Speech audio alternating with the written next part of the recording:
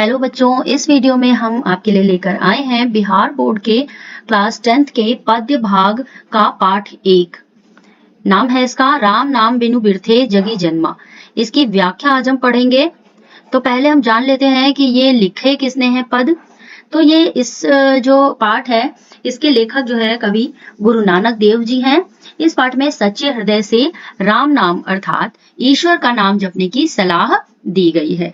जैसा कि आपको शीर्षक से ही स्पष्ट हो रहा है यहाँ पर कि राम नाम बिनु बिरथे जगी जन्मा, यानी राम नाम के बिना ये संसार जो है वो व्यर्थ है ना। शीर्षक से जो मीनिंग निकल रहा है उससे भी आप समझ सकते हैं कि जो ये पद है इसमें किसके बारे में बताया गया है। तो इस पाठ में सच्चे हृदय से ईश्वर का नाम जप करने की सलाह दी गई है।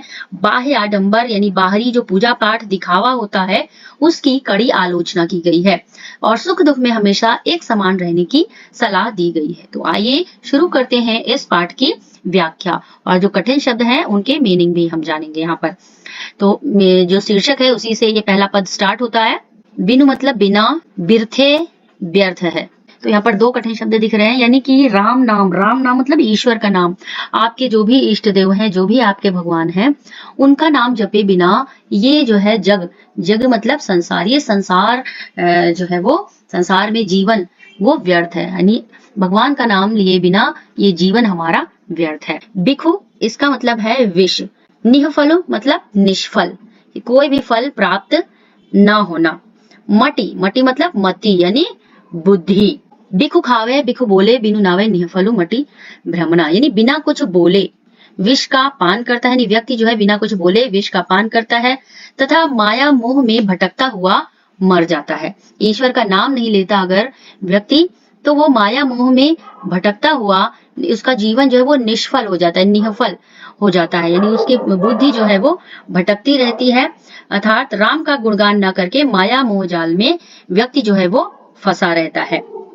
पुस्तक पाठ व्याकरण बखाड़े संध्या कर्म निकाल करे। शास्त्र पुराण की चर्चा करता रहता है। पुस्तक पाठ व्याकरण बखाड़े यानी जो बड़े बड़े शास्त्र होते हैं उनका बखान करता रहता है, लेकिन ईश्वर का नाम नहीं जपता। बखाने मतलब बखान करता रहता है, उसकी व्याख्या करना, बढ़ा चढ़ाकर बताना, और ईश्वर का नाम नहीं लेता है। सुबह शाम एवं दोपहर तीनों समय संध्या वंदन करता है। संध्या कर्म निकाल करे यानी पूजा पाठ में लगा रहता है। इसका मतलब ये निकल रहा है कि कवि नानक जो है लोगों से कह रहे हैं कि गुरु का भजन किए बिना व्यक्ति को संसार से मुक्ति नहीं मिल सकती। चाहे वो कितना भी पूजा पाठ करे, शास्त्रों का बखान करे, लेकिन अगर वो ईश्वर का भजन नहीं करता है, ईश्वर को याद नहीं करता है, तो उसको संसार के जो माया जाल है उससे मुक्ति नहीं मिल सकती और वो उसी में उलझ कर रह जाता है। अरुजी मतलब उलझ करके, यानी बिन गुरु शब्द यानी बिना गुरु के जो है याद किए ईश्वर को मुक्ति नहीं मिलती है और वो राम नाम को याद किए बिना माया मोह में उलझ करके मर जाता है। दंड मतलब साधु लोग जिसे वैराग्य के चिन्ह में धारण करते हैं, डंडा लिए रहते हैं, कमंडल लिए रहते हैं। शिखा मतलब चोटी उनके सर पर होती है। सूत मतलब वो जनेऊ पहने रहते हैं। तीर्थ करना मतलब तीर्थ यात्रा करना। ऐसे प्राणी जो है, ऐसे लोग जो डंडा कमंडल वगैरह ले करके, चोटी धारण करके, गेरुआ वस्त्र धारण करके तीर्थ यात्रा करते रहते हैं, लेकिन राम नाम का भजन किए बिना जीवन में शांति उन्हें नहीं मिलती है। चाहे कितनी भी वो तीर्थ यात्रा कर दें और साधुओं का वेश धारण कर लें, लेकिन अगर वो ईश्वर को याद नहीं करते हैं, उनका जाप नहीं करते हैं राम नाम का, तो उनको जो है वो शांति नहीं प्राप्त होती है। राम नाम बिनु शांति ना आवे, जप हरि हरि नाम सो पारी परे। चाहे कितना भी जो है वो याद करें ईश्वर को, लेकिन अगर वो ईश्वर का नाम नहीं लेते हैं, तो जाप नहीं करते हैं, तो उनको शांति नहीं मिलती है।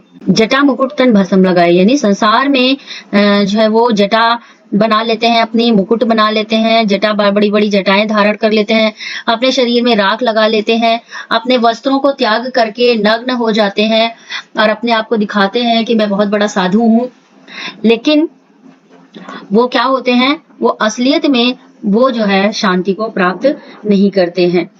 संसार में जितने भी जीव जंतु हैं उन जीवों में वो बार बार जो है वो जन्म लेते रहते हैं। इसलिए कवि कहते हैं कि भगवान की कृपा को ध्यान में रखकर नानक ने राम का घोल पी लिया ताकि असार संसार से उनको मुक्ति मिल जाए। जीते जिए जंत जलथल महियल जत्र तत्र तू सरब जिया। गुरु प्रसाद राखिले जन को हरिहर्ष नानक झोल पिया। यानी इन सब जो बाहरी जो दिखावा होता है उसको नानक देव जी ने दूर करने को कहा है। और नानक जी कह रहे हैं अपने अंतिम लाइन में कि गुरु प्रसाद राखिले जन को हरिहर्ष नानक झोल पिया, कि नानक ने जो है वो राम नाम का घोल पी लिया है ताकि उसे संसार से मुक्ति मिल जाए। तो आशा है कि यहाँ पर आपको इस दोहे का जो ये पद है, सॉरी, इसका मीनिंग समझ में आ गया होगा। तो मिलते हैं एक नए वीडियो के साथ। इसका जो दूसरा पद है उसकी व्याख्या का मैं अलग से एक सेपरेट वीडियो बनाऊंगी।